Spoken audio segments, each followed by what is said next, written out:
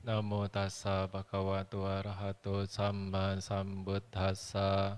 Namo tassa bhagavato arahato samma sambuddhassa. Namo tassa bhagavato arahato samma sambuddhassa.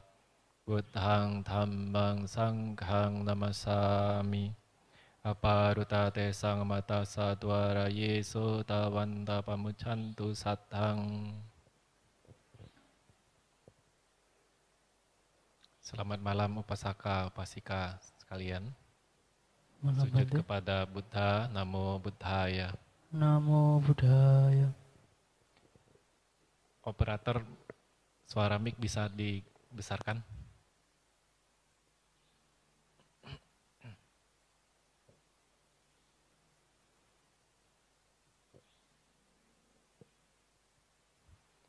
Kenapa pada senang duduk di belakang?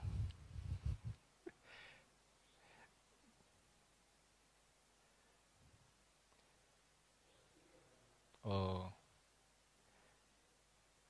ya alasan bagus.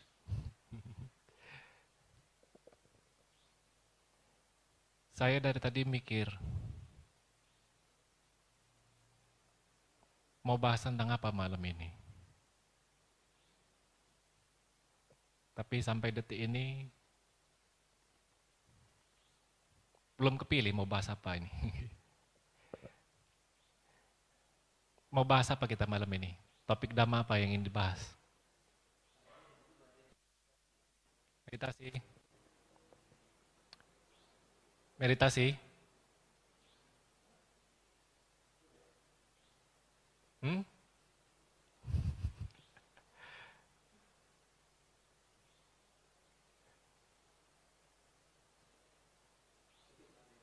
Hah? Orang saya aja belum bisa milih nih.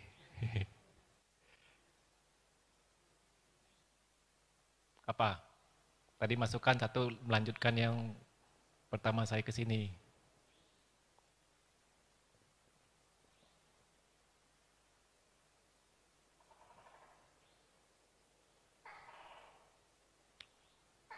Saya tanya lagi, yang senang meditasi di sini siapa? Coba angkat tangan. Ah, cuma satu yang senang meditasi. Yang tidak senang meditasi, coba angkat tangan.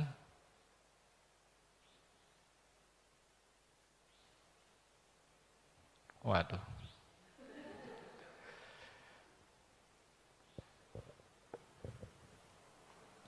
Ada masukan, Cici?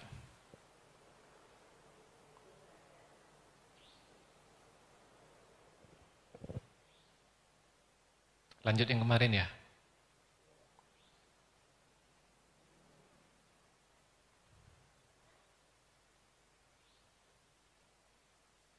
Perihal anatta.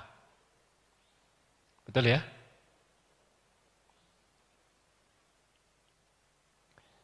Anatta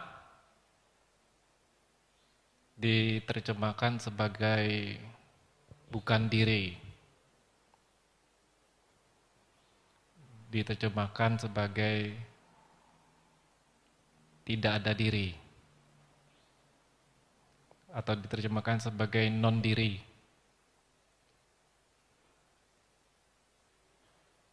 Tapi ada pihak-pihak tertentu yang berpandangan bahwasannya anatta ini tidak tepat jika diterjemahkan sebagai tidak ada diri. Dengan dalih di salah satu sutta, ketika Sang Buddha ditanya, kalau tidak salah nama sutanya Ananda Sutta, kalau tidak salah ingat lo ya. Ditanya oleh seseorang apakah ada diri, Sang Buddha berdiam diri. Kemudian apakah diri tidak ada, Sang Buddha juga berdiam diri. Nah, isi sutta ini menjadi patokan bagi mereka yang sebetulnya ingin mencari setidaknya secuil eksistensi yang bisa dianggap sebagai diri.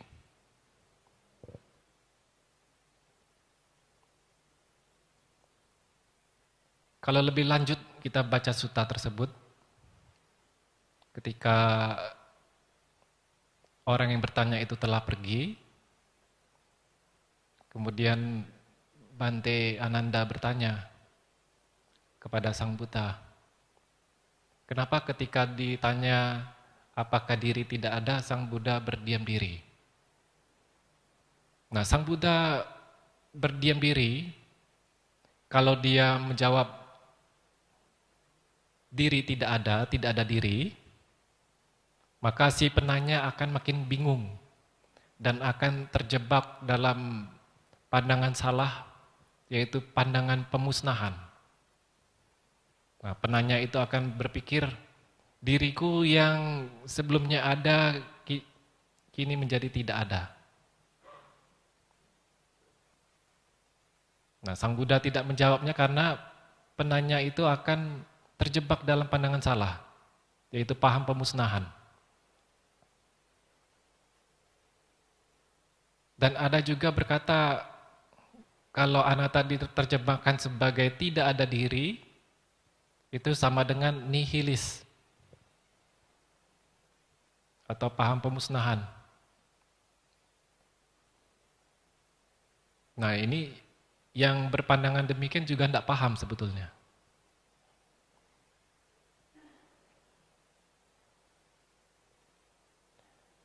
Paham nihilis atau tidak ada apapun beranggapan tidak ada apapun sama sekali.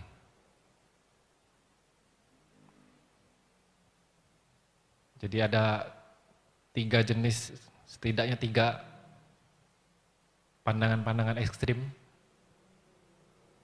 Yang pertama eternalis,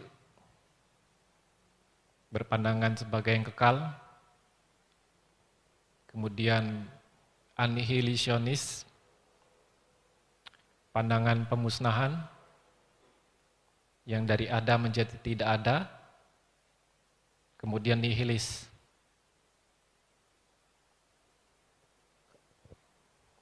bahwa tidak ada apapun sama sekali.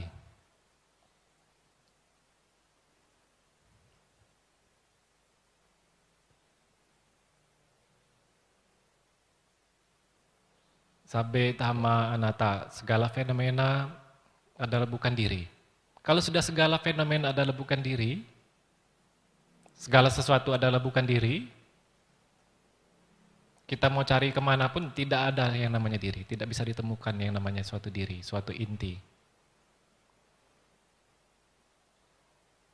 Maka dari itu mau menggunakan bukan diri, tidak ada diri, tiada diri, non diri, boleh saja semua.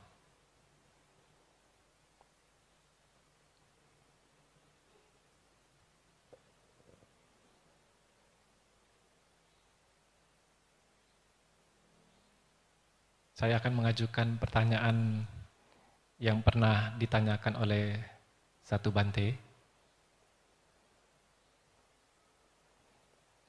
Apakah ajaran Buddha, praktik Buddha itu, praktik Dhamma itu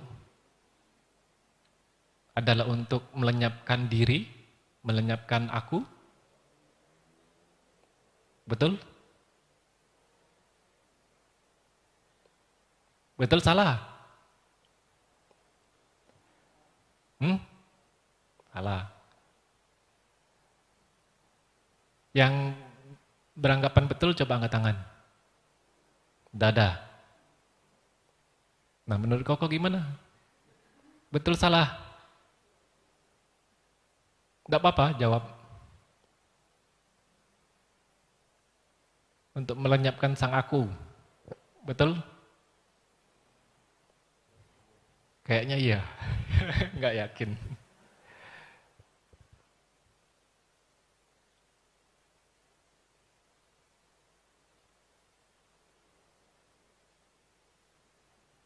Yang jawab betul terjebak dalam paham pemusnahan.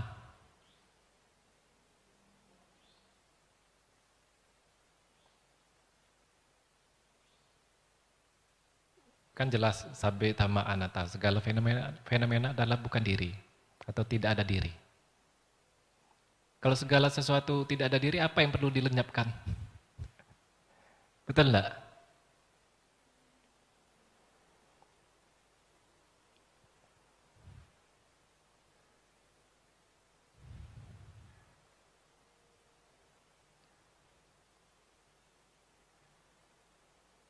Yang perlu dihilangkan itu adalah cara pandang, cara pikir, cara persepsi yang keliru.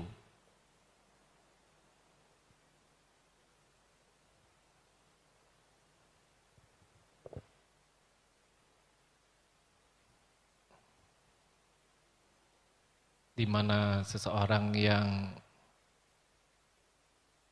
memiliki pengetahuan langsung akan realitas dari anatta,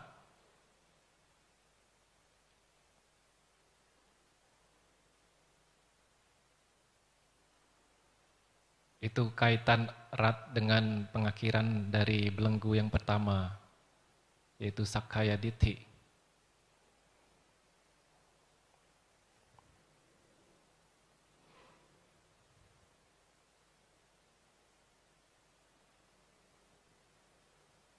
Di mana para makhluk yang mematahkan belenggu yang pertama dari 10 belenggu, yang mana secara otomatis akan diikuti dengan terpatahkannya belenggu kedua, ketiga, maka makhluk tersebut mencapai apa yang namanya Sotapati Maggaphala, tingkat kesucian yang pertama dari 4 tingkat kesucian. Yang mana mereka yang mencapai ini paling banyak akan mengalami 7 kali kelahiran. Tidak ada kelahiran yang ke-8. Nah, ini yang perlu diupayakan oleh mereka yang mengikuti ajaran Sang Buddha, yang tidak menginginkan penderitaan, yang menginginkan pembebasan, yang sebetulnya bisa diraih oleh umat Buddha. Dalam hal ini sangat memungkinkan bagi upasaka-upasika. Terkecuali melakukan 5 karma buruk yang berat, maka pencapaian tidak akan memungkinkan.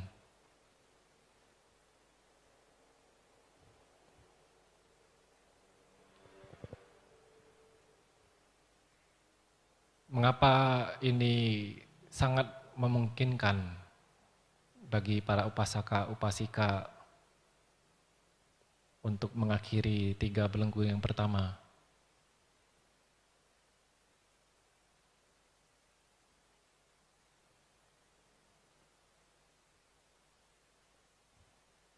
Karena belenggu yang pertama itu tidak lebih dari cara pandang yang keliru.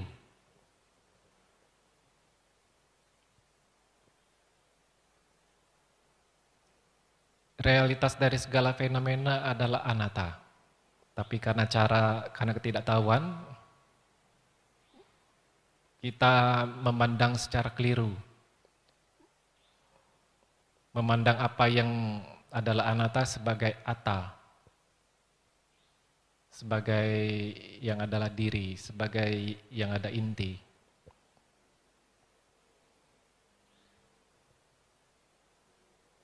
Karena realitas segala sesuatu adalah anatta, dan Sakkaya Ditthi itu tidak lebih dari cara pandang yang keliru, Nah, ini sangat memungkinkan sekali.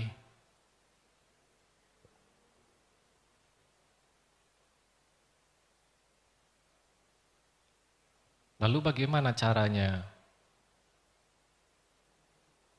agar cara pandang, cara pikir, cara persepsi yang keliru ini diakhiri, dituntaskan?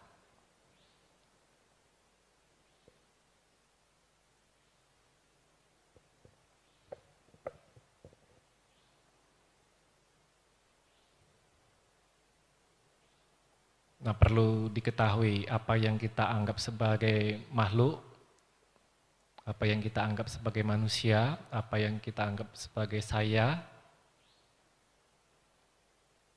itu adalah 5 agregat.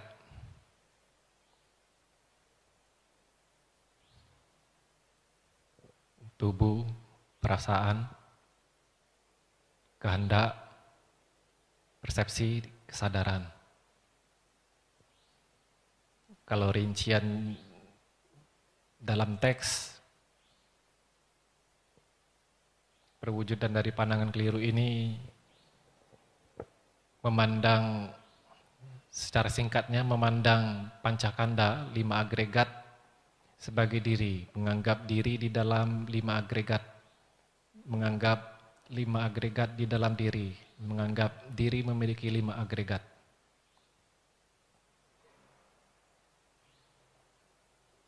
Atau lebih perincinya adalah terkait 6 kontak indera.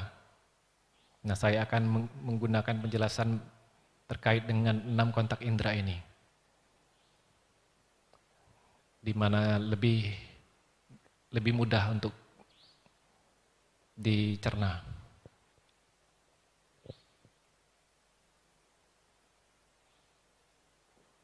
Nah, sederhananya,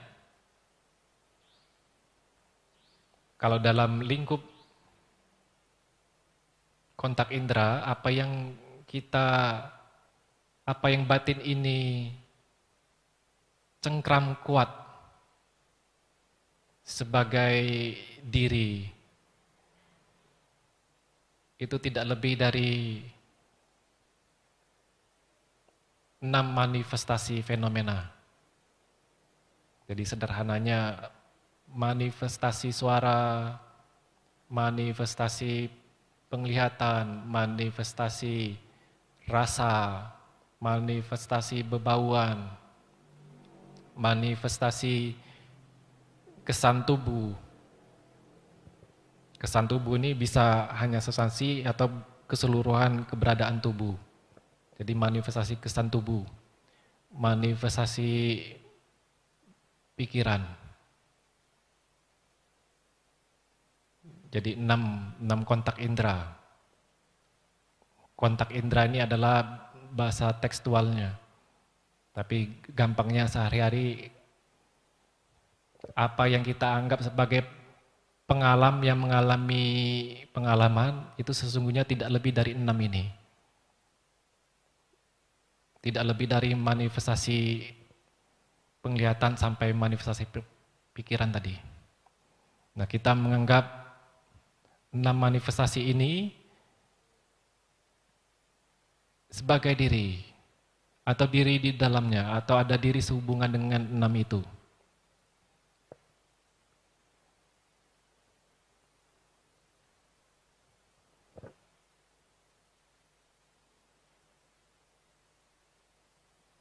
Nah, ini harus diingat ya.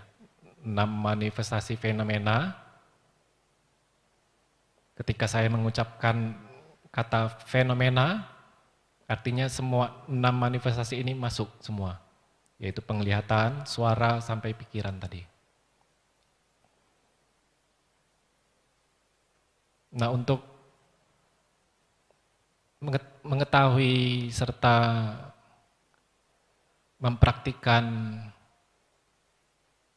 dan melenyapkan yang namanya Sakaya Ditti ini, kita harus mengetahui kemunculannya. kita harus mengetahui jalan praktiknya.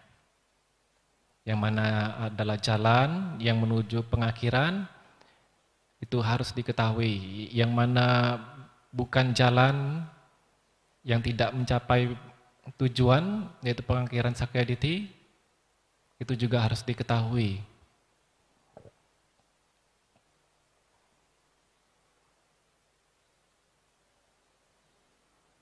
Yang mana pemahaman mengenai bagaimana manifestasi dari Sakyaditi, bagaimana kemunculannya, mana yang jalan, mana yang bukan jalan, ini hanya bisa diperoleh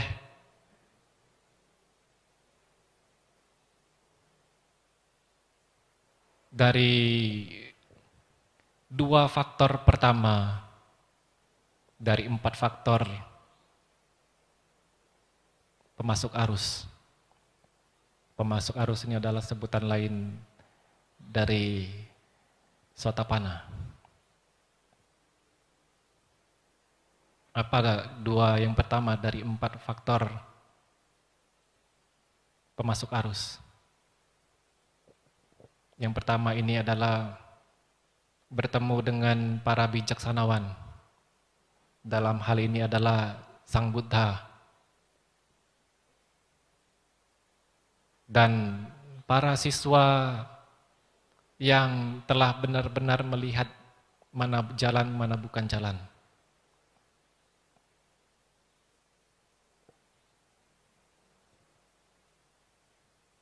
Untuk memperoleh faktor yang pertama ini, bertemu dengan para bijaksanawan ini, perlu yang namanya timbunan jasa kebajikan yang besar. Perlu buah kebajikan yang besar. Kalau tidak ada jasa kebajikan, nah sulit sekali untuk bisa bertemu. Yang kedua, faktor yang kedua, mendengarkan ajaran sejati dari bijaksanawan tersebut.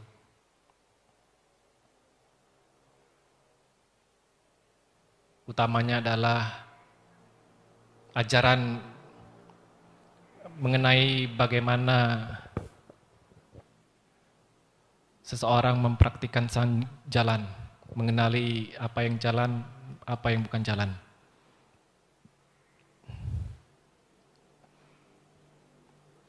Faktor yang kedua ini juga perlu yang namanya jasa kebajikan.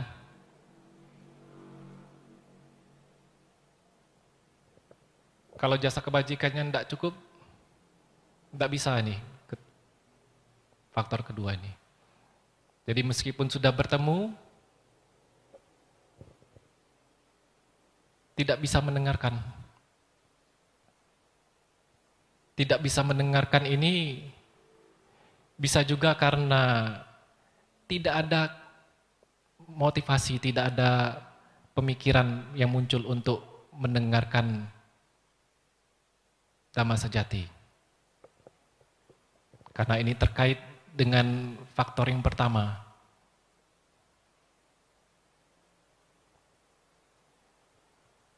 Yaitu seseorang itu tidak mengenali yang mana bijaksanawan, mana yang bukan. Mana orang yang sudah melihat, mana orang yang buta.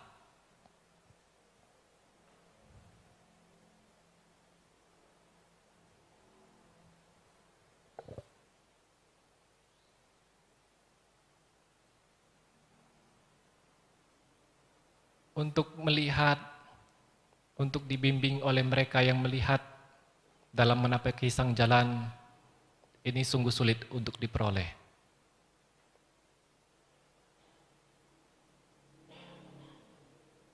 Karena banyaknya orang buta menuntun orang buta. Maka jalan sejati menjadi tersimpangkan. Nah, ini pentingnya jasa kebajikan. Jika upasaka upasika telah bertemu dengan para bijaksanawan, mendengarkan Dhamma sejati, Nah, dua faktor pertama dari pemasuk arus sudah terpenuhi. Jadi jangan beranggapan tidak ada karma baik saya belum cukup. Kalau sudah lengkap dua faktor ini, karma baiknya sudah jauh lebih dari cukup. Faktor yang ketiga,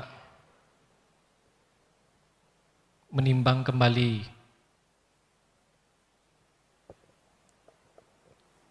apa yang telah didengar.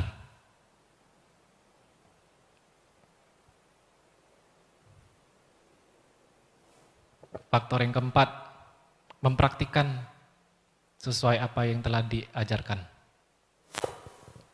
Ini 4 faktor pemasuk arus.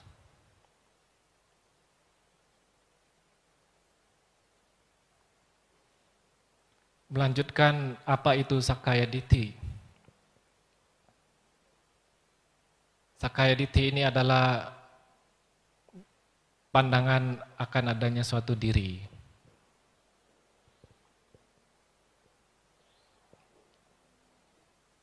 Nah, kalau dalam bahasa Inggris, sense of self, kesan sebagai yang ada diri.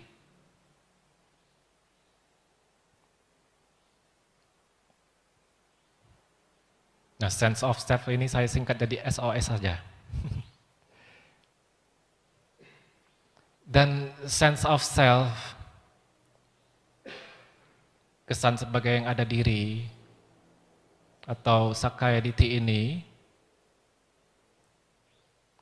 tidak melulu berupa label diri aku. Tapi banyak label yang bisa dikategorikan sebagai perwujudan dari Sakaya Ditti.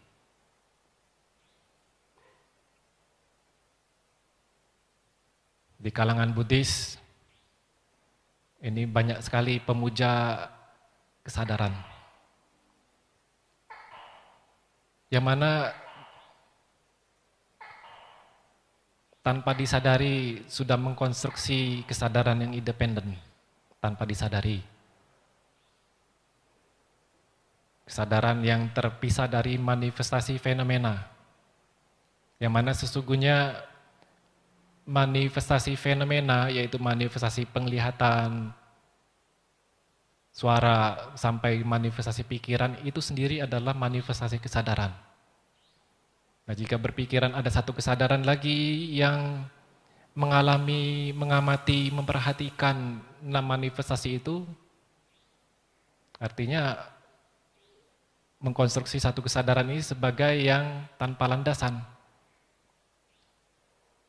sebagai pengamat yang terpisah, yang mana ini sesungguhnya adalah ajaran dari ajaran lain.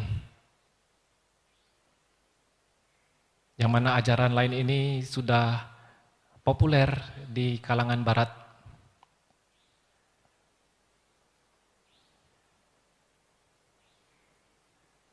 Yang biasanya digunakan label awareness, the watcher.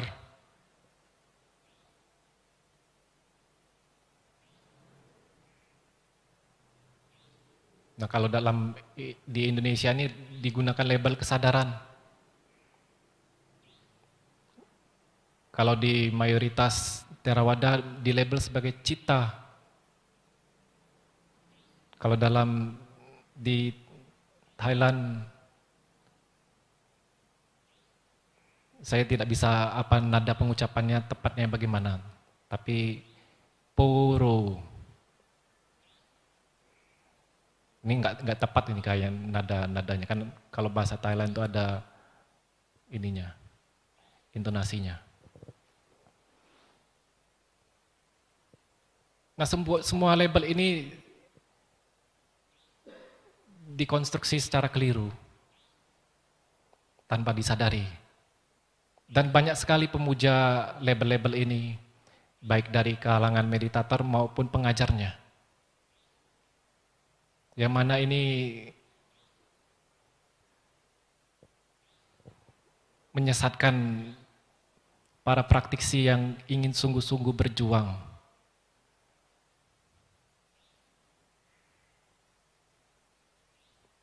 Disesatkan oleh orang buta yang menuntun orang buta. Dan karma buruk bagi pengajar demikian itu tidaklah sedikit. Meskipun niatnya baik, tapi landasannya itu adalah kebodohan batin, ketidaktahuan.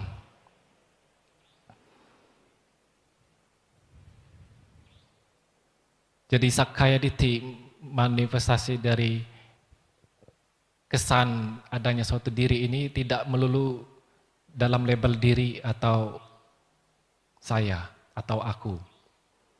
Tapi perwujudannya dalam keseharian kita itu berupa konstruksi subjek aksi objek. Jadi sense of self, SOS ini bisa diartikan sense of subject. Kesan sebagai subjek yang sedang mengalami objek. Apa yang dilabel sebagai objek ini adalah manifestasi fenomena. Nah ingat ya, biar nanti ke belakang bisa lebih nangkep.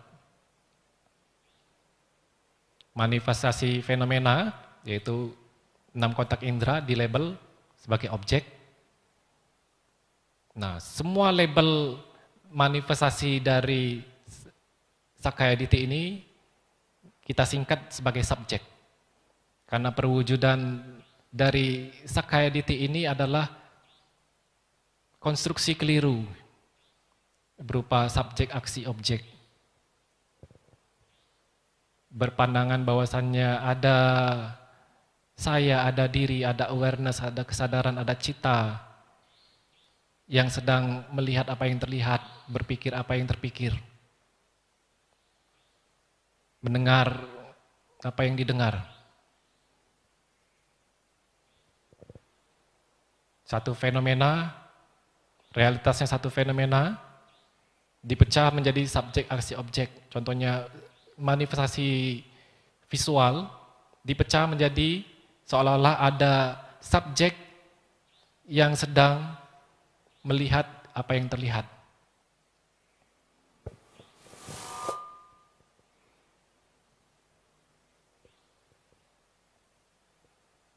Nah, ini sudah pernah saya sampaikan belum? Bagaimana perwujudan dari kesan sebagai subjek yang mengalami objek ini? Nah, paling gampang penglihatan. Buka matanya lebar-lebar. Lihat jelas-jelasnya coba.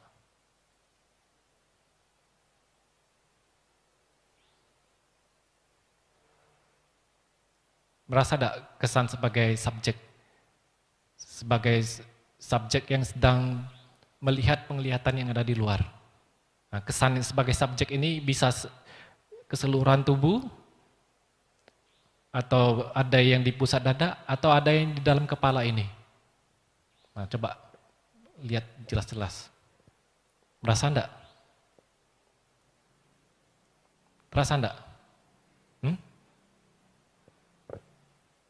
Merasa enggak? Kesan seolah-olah ada saya di dalam kepala ini yang sedang melihat penglihatan yang ada di luar.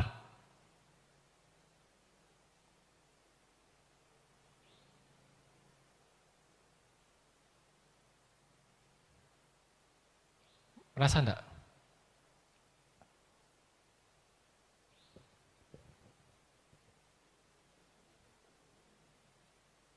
Kesan seolah-olah ada saya, ada kesadaran yang sedang menyadari penglihatan yang ada di luar, suara yang ada di luar.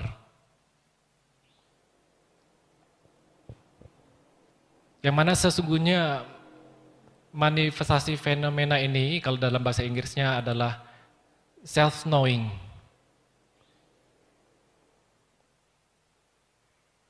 Jadi apa yang kita anggap sebagai apa yang melihat,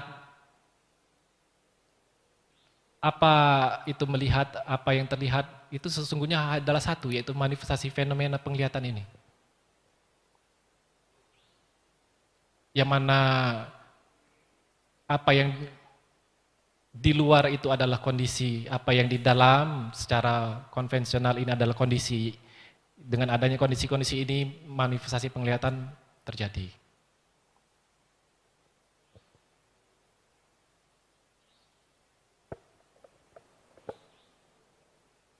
Nah, kesan seolah-olah ada subjek yang sedang mengalami, mengamati, memperhatikan, menyadari objek,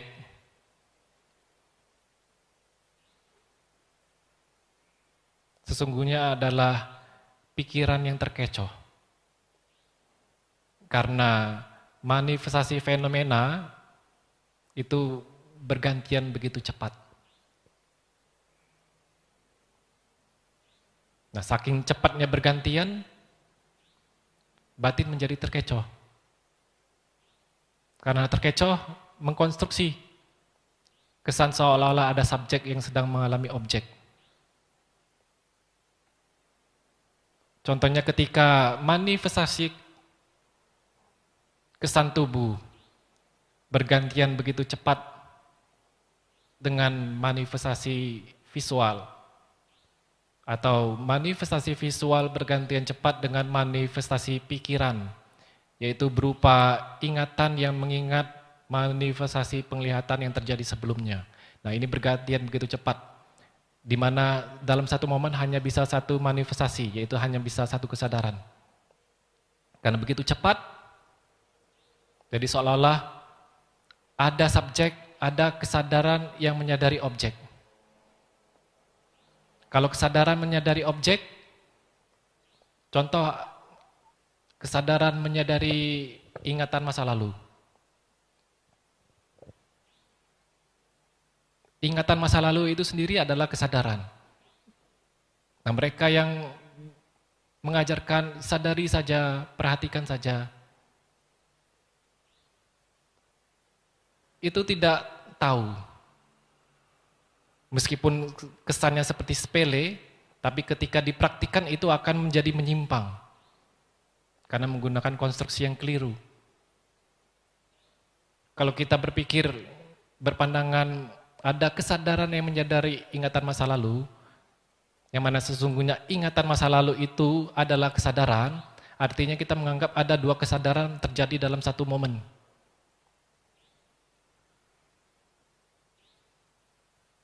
Dan dari sini sudah pandangan keliru.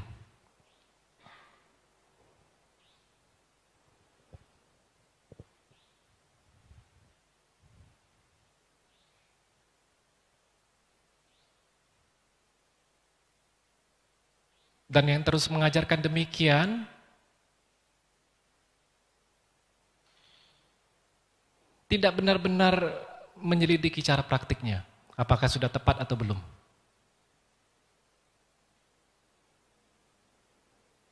Kalau seseorang itu benar-benar memeriksa jalan praktiknya itu tepat atau tidak, bukan hanya sekedar menjalankan saja atau sekedar mengajarkan saja, orang itu pasti akan melihat. Coba contohnya, coba sekarang sadari napas masuk, napas keluar.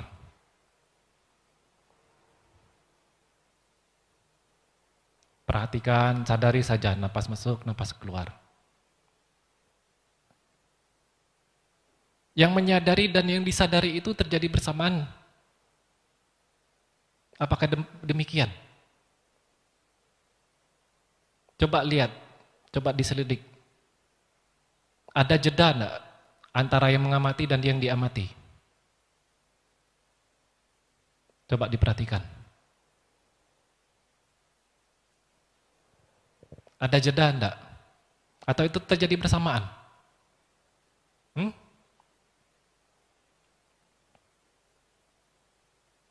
Ada jeda enggak? Yang mengamati dan diamati tidak ada jeda. Artinya terjadi dalam satu momen. Pandangan keliru. Itu karena saking cepatnya. Kalau yang sering meditasi bisa melihat, coba pejam matanya biar lebih gampang.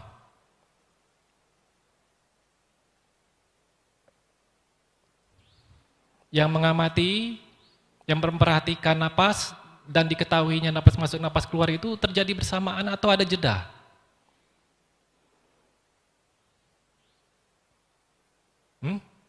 Ada jeda?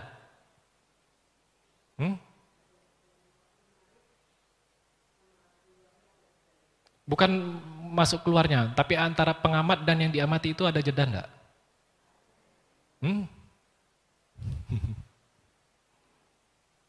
Nah, coba nanti dibuktikan lagi kalau sudah agak tenang. Ada jeda. Kesan seolah-olah ada subjek yang sedang mengamati napas masuk, napas keluar itu hanya dua kemungkinan.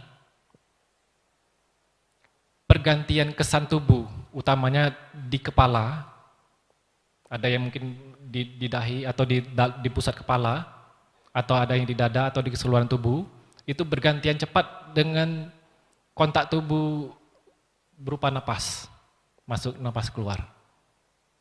Kemungkinan lainnya adalah manifestasi pikiran yang mengingat kembali sensasi napas masuk, napas keluar yang sudah padam.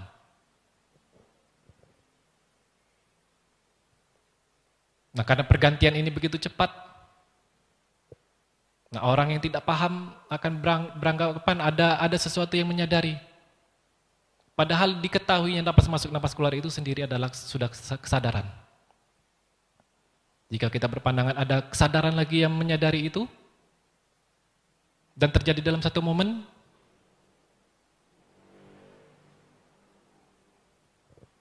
pikiran sudah terkecoh. Mau itu di label sebagai kesadaran, itu sudah sakaya dithi. Konstruksi dualitas subjek aksi objek.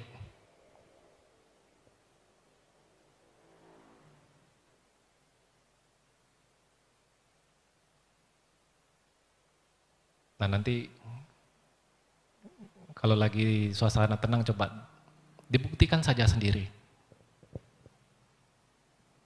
Kalau terjadi bersamaan, artinya apa yang kebanyakan diajarkan, yaitu kesadaran, menyadari fenomena, kesadaran mengamati manifestasi fenomena adalah benar adanya.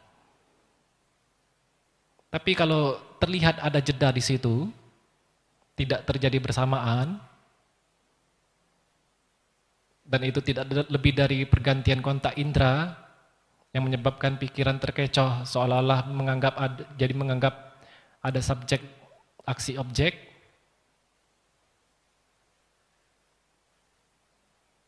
artinya apa yang diajarkan kebanyakan ini sudah keliru.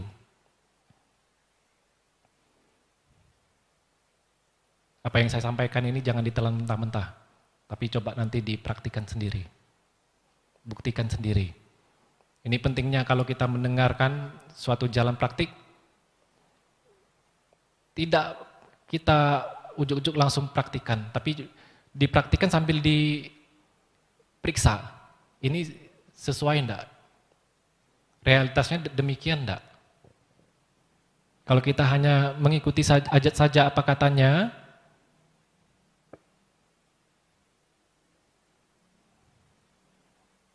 ya enggak akan kemana praktiknya. Nah, ini penting mengetahui dulu kemunculan dari sakaya dithi. Karena kalau tidak mengetahui bagaimana kemunculannya, bagaimana manifestasi belenggu berupa sakaya dithi ini, mimpi pun jangan untuk mengakhirinya, itu mimpi pun jangan. Tidak akan bisa.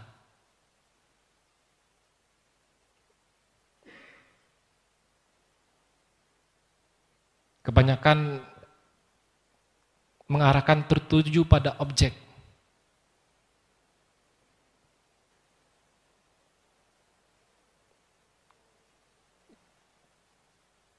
Kalau langsung tertuju pada objek, tanpa mengetahui dulu konstruksi subjek aksi objek ini benar adanya atau ilusi, ujuk-ujuk langsung memperhatikan objek, nah konstruksi sebagai subjek ini akan semakin kuat.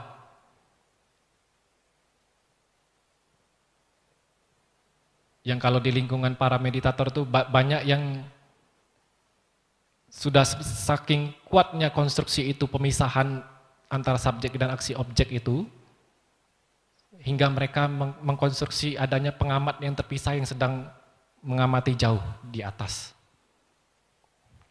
Kalau istilah lain itu adalah helicopter view. Ini biasanya terjadi para meditator yang lanjut. Dan rasanya memang damai, enak, tenang, tidak terpengaruh oleh fenomena-fenomena. Tapi pandangan keliru, yaitu Sakaya Ditthina semakin kuat. Dan itu akan sulit sekali untuk diluruskan. Karena dia sudah merasa tenang, damai itu berpikir ini adalah jalan. Nah, banyak sekali orang menjadikan patokan jalan praktik yang benar itu berdasarkan ketenangan, kedamaian.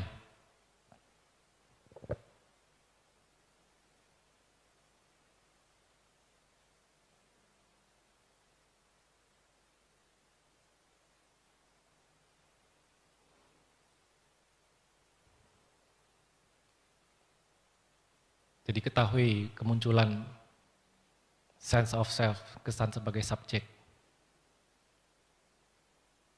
Balik lagi, subjek ini banyak labelnya sebagai diri, aku, kesadaran, cita, awareness, apapun labelnya, manifestasi tetap konstruksi kesan sebagai subjek yang sedang mengalami fenomena.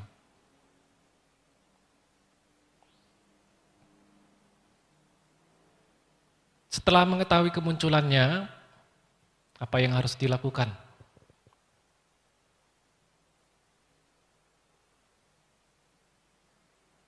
Selidik.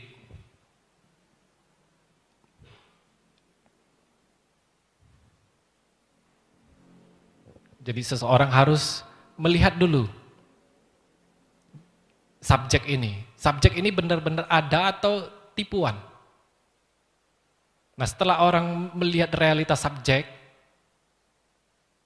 yang ada hanyalah objek, yaitu yang ada hanyalah fenomena, nah baru seseorang itu mengamati fenomena, melihat realitasnya apa. Yang mana realitas fenomena yang kita label sebagai objek, tidak lebih seperti fata morgana. Tapi ini adalah untuk mereka yang sudah mematahkan konstruksi keliru subjek aksi objek ini, yang telah jelas melihat subjek tidak pernah ada. Nah, kalau di kalangan meditator, misalnya mengamati satu objek, begitu kuat konsentrasinya, nah sampai di satu titik, subjek itu menyatu dengan objek. Pernah dengar subjek menyatu dengan objek?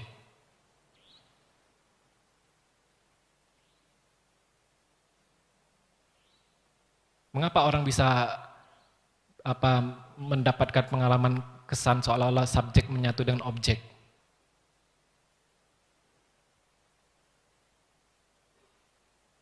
Realitasnya subjek ini tidak pernah ada. Karena ketika batin itu terkonsentrasi, tenang, hening, halus. Nah, cara persepsi yang keliru ini memudar sementara.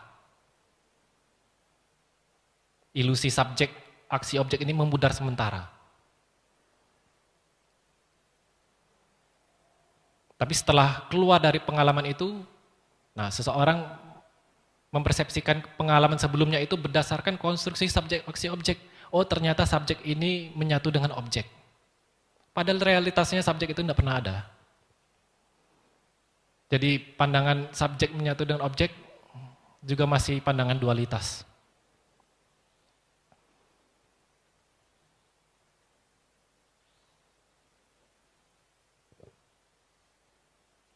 Jadi yang harus dilakukan, ketahui kemunculan konstruksi subjek aksi objek ini, yang dijadikan objek penyelidikan adalah subjek. Ini dulu dituntaskan.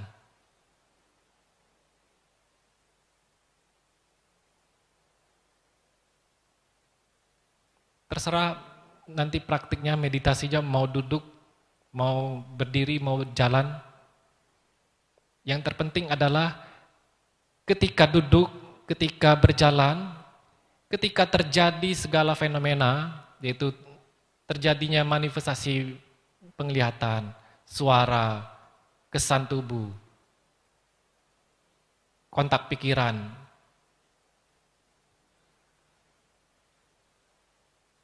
ketahui kemunculan kesan ada subjek yang sedang mengalami semua fenomena ini. Kesan sebagai subjek itu yang diselidik.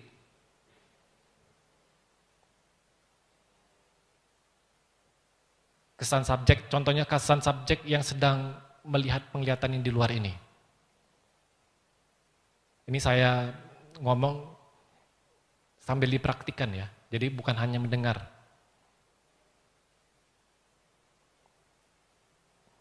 Ketika duduk begini, fenomena terjadi apa adanya. Manifestasi penglihatan terjadi. Manifestasi kesan tubuh terjadi. Di momen berikutnya mungkin manifestasi suara.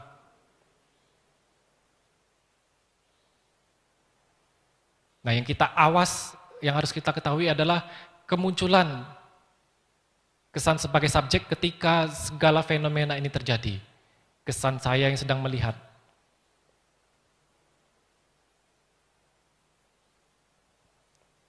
Mayoritas mencengkram kesan tubuh sebagai diri.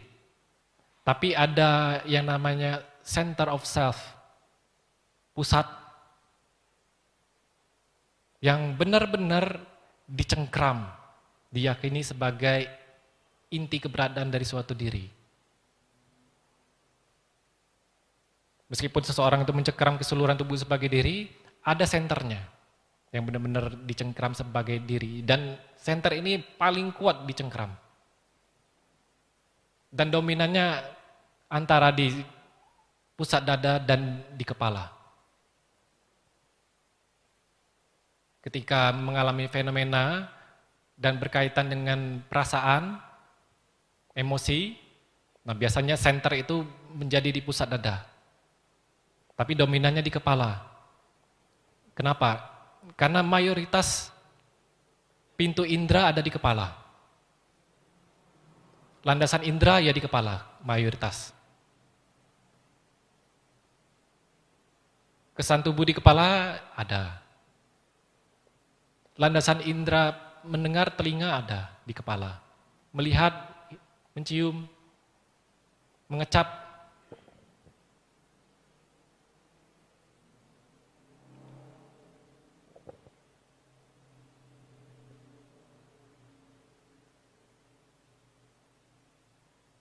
Jadi ketika sedang mengalami segala fenomena ini, ketika terjadi segala fenomena ini,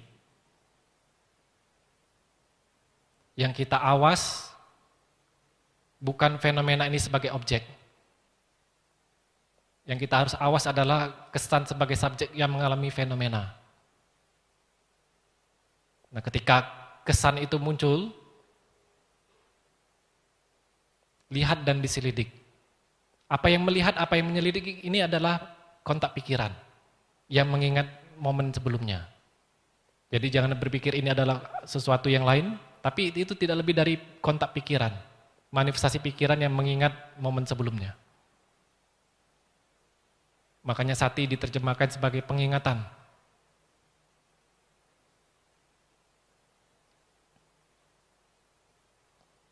Recalling.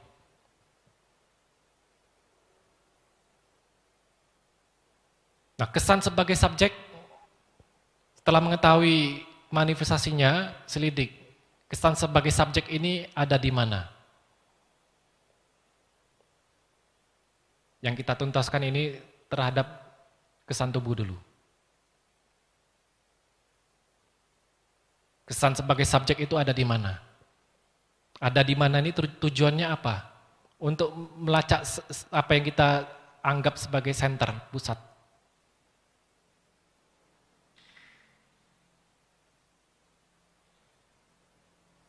Semisal ketika terjadi penglihatan ini, merasa enggak kesan sebagai subjek itu pusatnya di kepala, merasa enggak? Merasa enggak? Nah, ketahui munculnya di mana, kesan subjek itu ada di mana. Setelah mengetahui lokasinya di mana, selidik apa itu.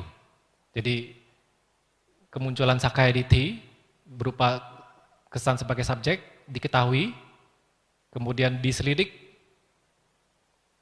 ada di mana. Setelah diselidik ada di mana, selidik lagi apa itu. Ketika diselidik, batin hanya menemukan sensasi di kepala. Kalau batin hanya menemukan sensasi di kepala, selidik lagi di area itu. Bisa ditemukan tidak adanya suatu diri di sana. Dan sensasi di kepala itu yang kita anggap sebagai senter, pusat sebagai subjek itu, tidak selalu muncul. Ada momen kepadamannya.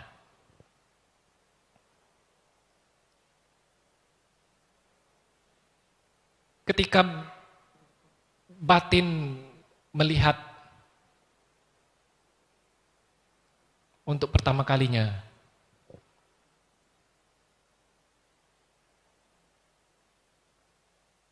yang ditemukan hanyalah sensasi di kepala, yang tidak lebih adalah manifestasi kesan tubuh. Dan tidak ditemukan adanya suatu diri di sana. Ini namanya melihat realitas anatta. Dan ketika seseorang itu mengerahkan upaya, mengerahkan sati untuk terus menyelidik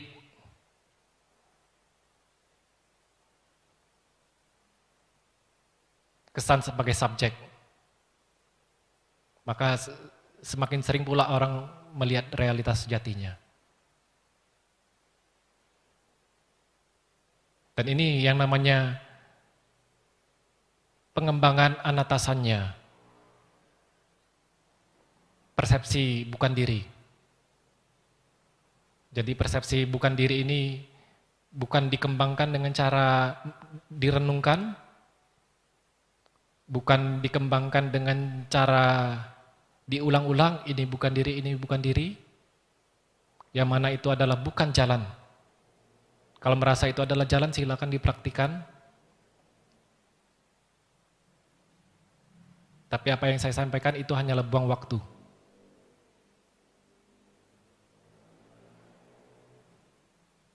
Jadi satu-satunya yang dimaksudkan dalam anatasannya ini adalah ketika batin melihat langsung realitas dari apa yang dianggap sebagai subjek, itu tidak lebih dari sekadar fenomena dan tidak ditemukan adanya suatu diri di sana.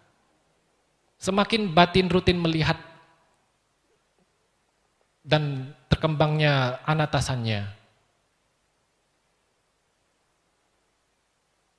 dalam contoh di sini adalah sensasi di kepala sebagai pusat dari subjek.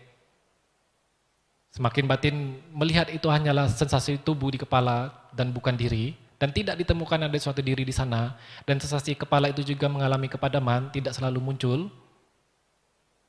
Batin yang mencengkeram itu sebagai diri semakin mengendur. Cengkeraman itu semakin kendur. Semakin melihat semakin kendur. Dan hanya masalah waktu. Batin menjadi jelas dan cengkeraman itu benar-benar lepas.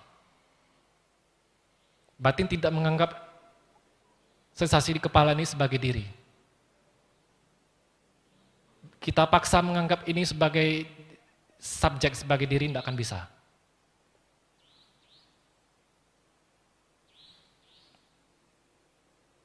Kemudian selidik lagi. Apa yang masih batin ini cengkram sebagai subjek, sebagai diri?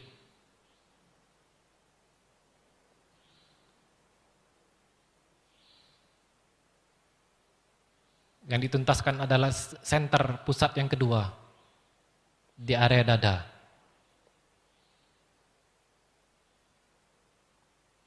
Ada praktisi yang bingung. Terkadang kesan sebagai subjek itu muncul di kepala, di satu momen berikutnya sensasi sebagai subjek itu muncul di area dada. Nah, fokus dulu di satu area sampai tuntas. Nah, baru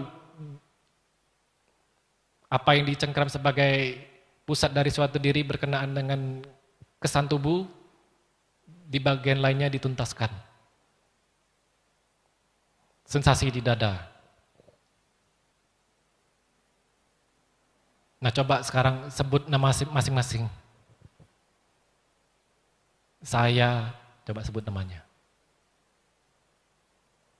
Ketika menyebut saya, sebut namanya, sambil diperiksa batin itu. Ketika menyebut nama sendiri, itu batin seperti mengalir, mencengkram sesuatu. Merasa enggak? Coba. Dan biasanya batin itu mengalir ke pusat dulu.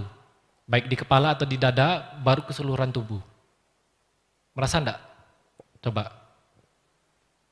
Merasa enggak? Sebut nama sendiri. Ketika menyebut saya, nama sendiri, itu batin pasti mengalir, mencengkram sesuatu. Selama masih memiliki sakaya diti. Merasa enggak? Di mana? Seperti mengalir kemana? Coba dilacak, mengalirnya kemana? Betul enggak yang saya bilang?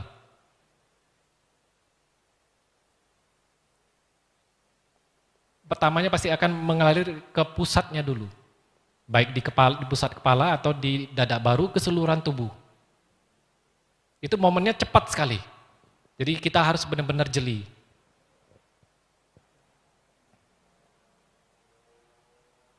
Nah, coba sekarang sebut nama orang lain. Misalnya saya Yanto. Tidak ada yang namanya Yanto kan? Saya Yanto. Nah, batin seperti tidak mengalir. Ketika kita mengucap itu seperti terampas begitu saja. Betul enggak? Merasa enggak? Ada bedanya ya? Nah, itu tuntaskan dulu cengkraman. Batin mencengkram sesuatu sebagai diri karena batin tidak tahu realitasnya itu apa. Tidak tahu itu fenomena apa. Maka dari itu penting untuk mengetahui kemunculan dari kesan sebagai subjek agar apa? Agar batin kita tuh diajak untuk melihat langsung. Apa itu sesungguhnya?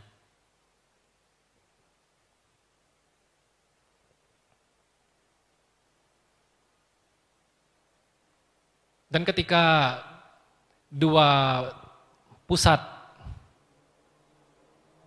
center of self sehubungan dengan tubuh dituntaskan, otomatis keseluruhan tubuh tuntas.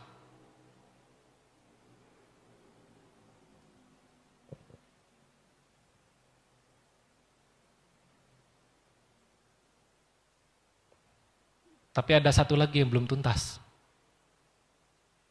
yaitu manifestasi pikiran.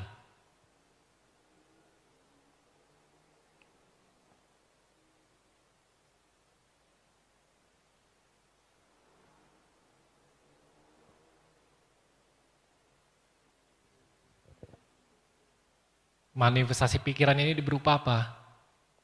Berupa kehendak, berupa pengingatan.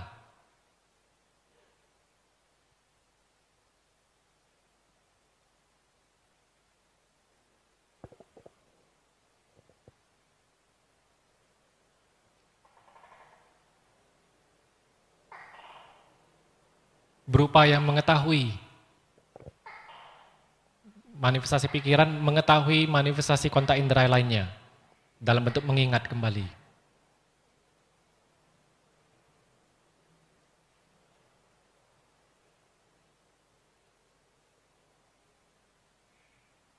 Dan paling gampang untuk melacaknya adalah memancing.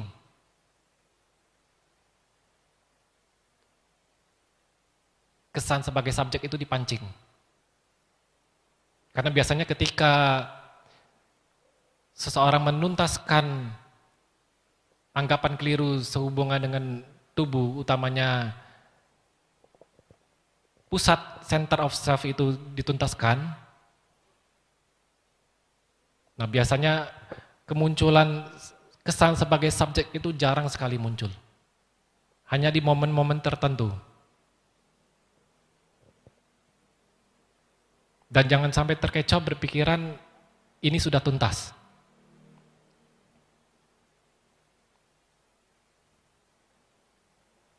Benar-benar harus diperiksa. Kalau masih muncul kesan sebagai diri, meskipun batin sudah tidak menganggap lagi sebagai diri, tapi di momen-momen tertentu kesan sebagai diri itu masih muncul, artinya belum tuntas. Utamanya di sini itu adalah kontak pikiran yang belum dituntaskan, yang masih batin cengkram sebagai diri.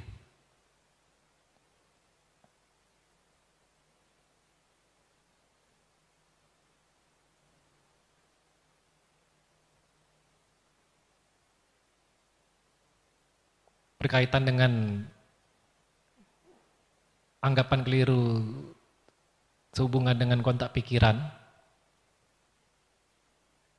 ini akan kita bahas nanti kalau sudah menuntaskan sehubungan dengan tubuh. Tapi sederhananya, karena waktu sudah mau habis, sederhananya kalau kesan itu tidak muncul dan jarang sekali muncul, meskipun ada satu momen saja kemunculannya, artinya belum tuntas. Dan itu harus dituntaskan. Kita harus pancing agar kesan itu muncul. Agar apa? Agar itu bisa dituntaskan. Kalau tidak dituntaskan itu pasti akan muncul lagi, meskipun kemunculannya sangat jarang. Harus dipancing. Pancingnya bagaimana?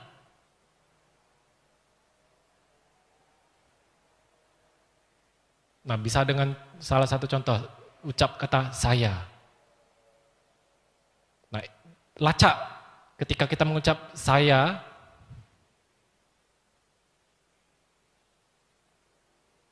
lacak batin itu mengalir mencengkeram apa?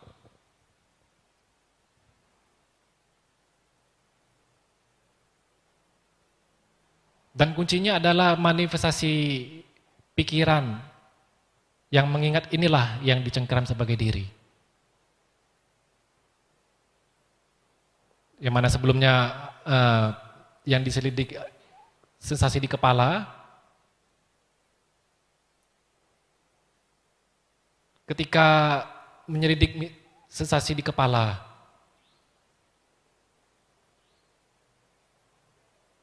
batin melihat itu adalah sensasi kepala, di kepala. Di momen berikutnya, ini sangat halus sekali. Dan sangat cepat, tapi pasti akan terlihat. Kalau sering dipraktikkan pasti akan terlihat. Di momen berikutnya ada kontak pikiran, manifestasi pikiran yang muncul, yang melabel sensasi di kepala itu sebagai diri. Yang mempersepsikan sensasi di kepala itu sebagai diri. Dan label itu bukan dalam bentuk ocehan batin. Nah, seperti melihat mic ini, batin langsung tahu ini mic, tanpa komentar ini mic. Nah, demikian juga ketika terjadi sensasi kontak di kepala, di momen berikutnya kontak pikiran terjadi, yang mempersepsikan ini sebagai diri. Nah, pikiran yang muncul di momen berikutnya ini harus kita ketahui juga. Kemudian manifestasi lagi pikiran yang mengingat akan hal apapun. Termasuk ketika kita menyelidik pusat, Nah, yang menyelidik itu sebenarnya ada manifestasi pikiran yang mengingat.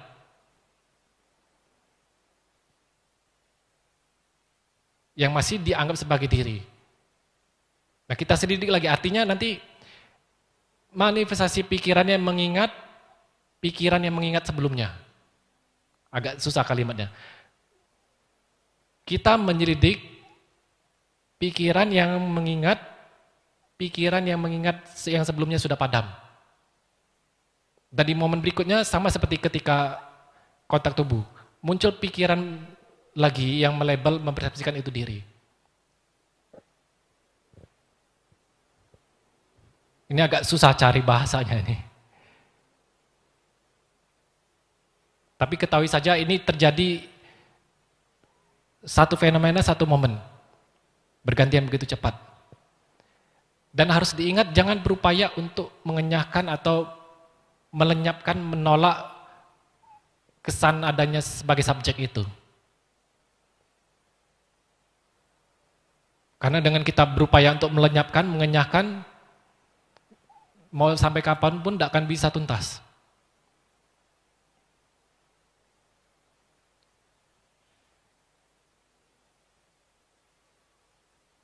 Dan mau dienyahkan pun tidak akan bisa. Karena sesungguhnya itu adalah manifestasi kontak indera yang bergantian begitu cepat. Yang dilabel, yang dipersepsikan sebagai diri, sebagai subjek. Sehingga menjadi kesan sebagai subjek. Jadi satu-satunya jalan hanya menyelidik, melihat langsung realitasnya apa.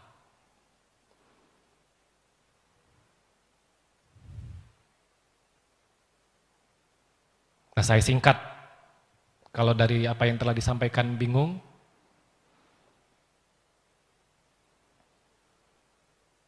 ketika praktik,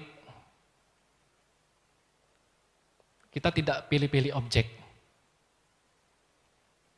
Karena yang menjadi objek penyelidikan adalah subjek.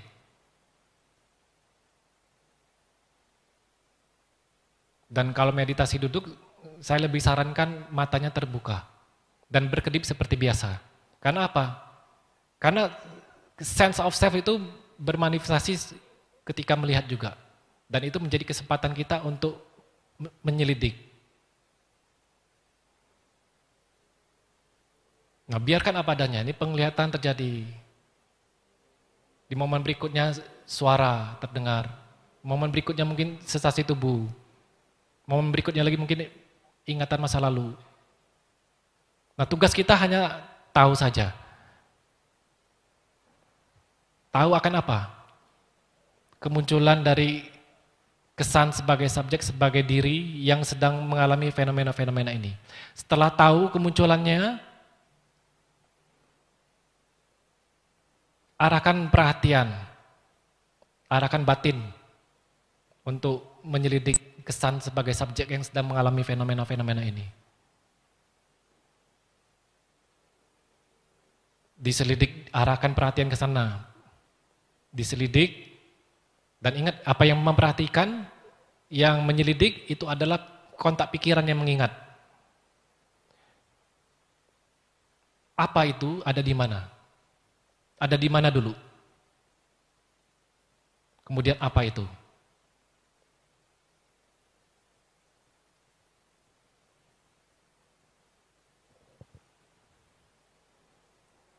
Sampai benar-benar tuntas sehubungan dengan center of self terkait tubuh. Setelah tuntas, nah kontak pikiran yang belum tuntas, yang harus dituntaskan juga.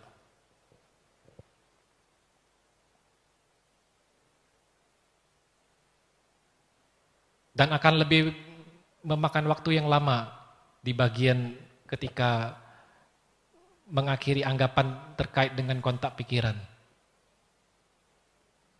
Karena pikiran ini bisa recalling, mengingat. Dan prosesnya begitu cepat.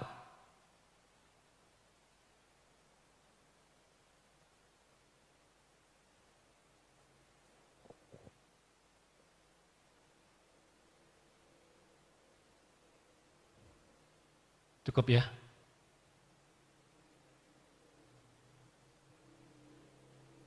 Saya lagi mikir kira-kira apa yang penting belum disampaikan.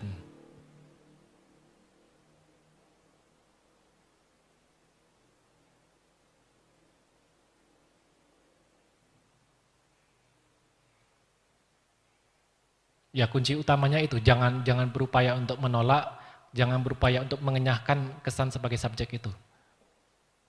Nah, terkadang meskipun sudah mengetahui, ketika praktik, pasti ada momen secara tidak sadar berupaya untuk melenyapkan.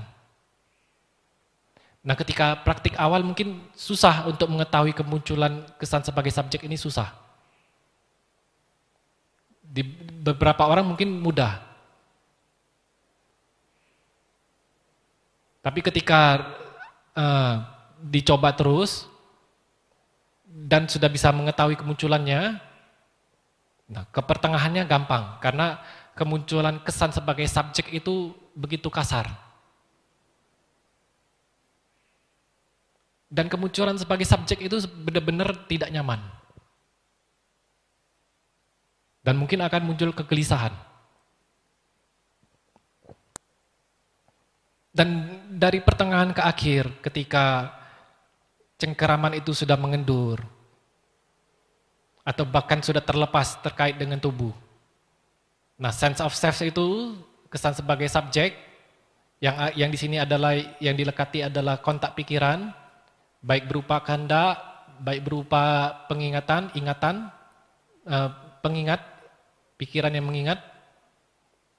Nah, ini munculnya itu sangat jarang sekali. Dan ini menjadi sulit. Karena sense of self itu begitu halus terkait dengan pikiran. Dan hati-hati terjebak berpikir sudah tuntas. Kunci tuntas atau tidaknya Sakayaditi, kalau kesan itu masih muncul, satu momen saja. Meskipun sangat jarang sekali, ketika masih muncul kesan sebagai subjek, kesan sebagai diri itu masih ada muncul satu momen saja, artinya belum tuntas. Dan itu sudah pasti kontak pikiran yang masih dicengkram. Kalau sehubungan dengan tubuh tadi sudah tuntas.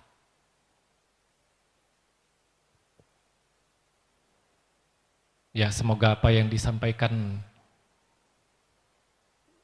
bermanfaat meskipun mungkin bingung ya. Tapi setidaknya pengharapannya adalah menumbuhkan semangat untuk berupaya. Karena ini adalah kesempatan terakhir sesungguhnya. Kalau boleh dibilang ini adalah kesempatan terakhir untuk kita bisa berjuang mengarahkan diri pada damai yang sejati. Karena makin lama Dhamma Winaya ini bukan makin berkembang.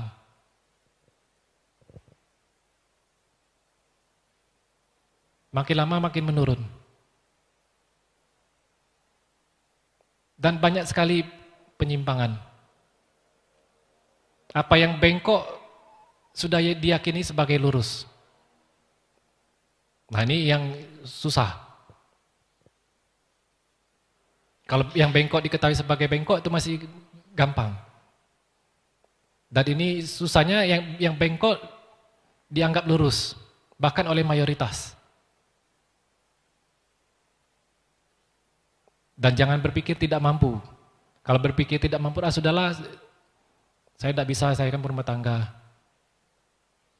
Sebenarnya telah membuang kesempatan baik, telah membuang karma baik yang telah lama ditimbun, sehingga bisa bertemu dengan ajaran Sang Buddha, punya kesempatan untuk mempraktikkan.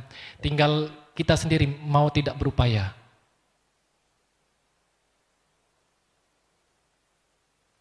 Ya, sabisata bawantu sukitata, semoga semua melalui hidup berbahagia.